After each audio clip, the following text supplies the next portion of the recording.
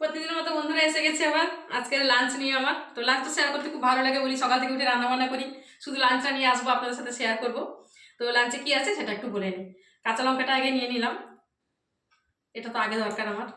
আর আছে এখানে, আচ্ছা মাছের ঝোল আছে। আচ্ছা আর কি আছে বলে নিই কি নিয়েছি।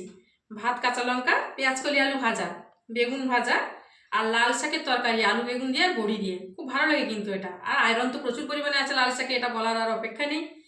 আর খুব প্রিয় জিনিস আমার লাল লাল ঝাল ঝাল আলু মাখা, একদম অল্প করে নিয়েছি।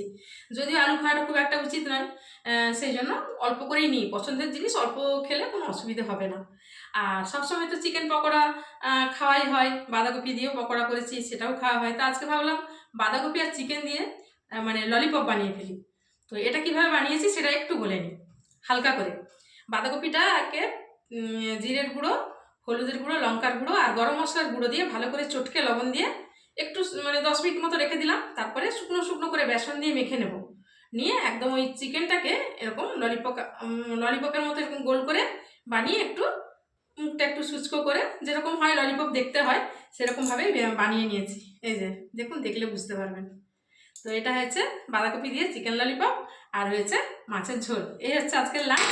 আমরা খাওয়া দাওয়া করি, আপনারাও খাওয়া দাওয়া করুন। দেখা হবে আবার অন্য কোনো ভিডিওতে।